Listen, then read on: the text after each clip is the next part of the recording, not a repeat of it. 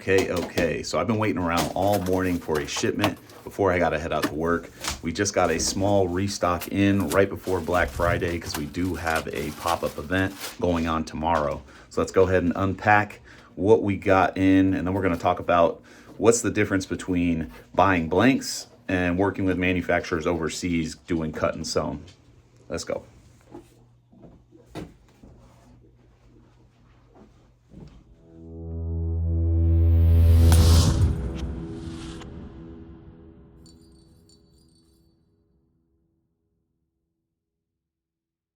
So the big question is, should you start out buying blanks and printing on your own, or taking your blanks to a screen printing facility, or should you go straight to manufacturing overseas, like from China, Pakistan, Istanbul, Hungary, stuff like that? So it really depends where you are, okay?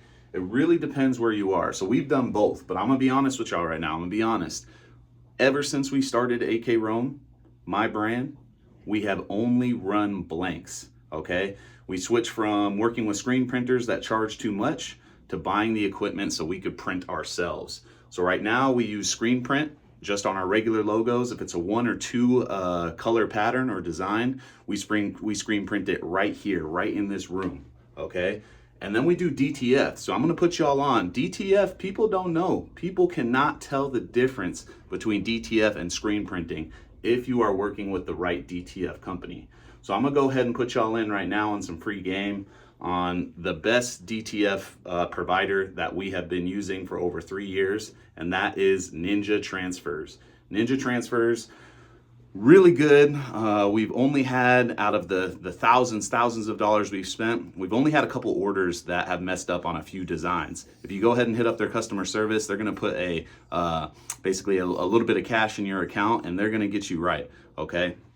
Now, when it comes to working with screen printers as well, if you can find somebody that has a good deal, maybe locally, maybe they can also source the garments as well instead of you having to outsource buying the blanks and then driving it over to your screen printer. If you have a screen printer that can get the garments, the blanks, and print all in-house, you're probably gonna save a little bit of cash. But here is what I have learned when it comes to saving some money and making your own stuff, or going straight over to manufacturing in China. So off the rip, let's go the manufacturing route. The only way I would recommend going with a manufacturer right when you're starting out or a little bit into running your clothing brand is if you're trying to create something that nobody else has created, something completely different where you do want to do something unique and make your own materials, add your own distress, add your own bedazzle, add your own puff print, things like that. If you're really thinking about being innovative, manufacturers overseas is what you want to do, because you can take an idea and work with some trustworthy people after some heavy vetting. Let me mind you got to vet them. They'll run off with your money, which we'll get into. But you can take an idea and basically work with a team of super experienced people that can make that idea come true, okay? For us personally, we weren't, when we're first starting out, and even until now, a lot of our staple designs are just thick hoodies that keep you warm with cool designs that inspire a certain lifestyle, right? So we don't need to go right away to manufacture overseas. One of the big items that we do manufacture and we have sold out in is a custom snowboard jacket. So this was from a manufacturer from China. Let me go into my Alibaba where I find these manufacturers and tell you which company it was, because we went back and forth for about 6 months and 3 different samples getting this fully waterproof snowboarding anorak jacket with the dual zipper, super hot, insulated on the inside. I talked to the manufacturers and we came up with how much level rating of insulation we want on the inside, how many pockets I want on the inside. If you're not looking to be innovative and doing something that nobody else is doing, another good thing to use a manufacturer for is if you are going straight bulk. If you need a bunch of stuff for a lower quantity price, you have to order in higher quantities. So a lot of these manufacturers overseas, they have a MOQ. MOQ is minimum order quantity. I'm sure most of y'all know that, but a lot of the places like in China, China's legit. China works with some high-end US companies, depending on the manufacturer. Most of their MOQs start at 100. So if you're paying $45 a unit and your MOQ is 100, you're gonna put a couple zeros behind that. But the more quantity of units that you buy, the cheaper the wholesale price is going to be. So you're going to pay cheaper per unit if you buy 1,000 rather than if you buy 100. Okay, so you got to have some cheddar up front to be going to Chinese manufacturers or Pakistani manufacturers.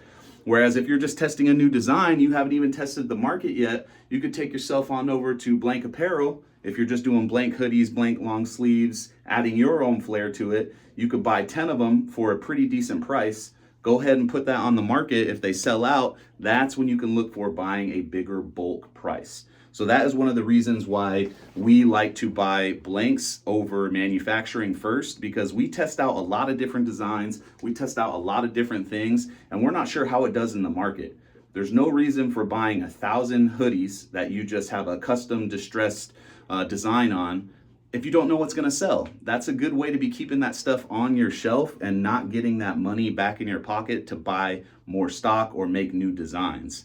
So basically what we had going on today, like I said, Black Friday is in a week. We are prepped for Black Friday, but I just took on a last minute pop-up event somewhere tomorrow, and I wanted to make sure I had a couple items restocked. So we just spent about $1,000 on blanks, and we got about 59 or 69 units, I forget. But like I said, shipping, you got to pay attention to your margins. You have to add your shipping into your overall profit, right? So living in Alaska automatically puts us back, but hey, we love doing it. It's easy to test things, and we've made mucho off of doing this type of style.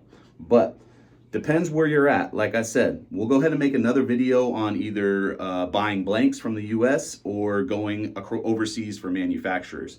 We will make another video.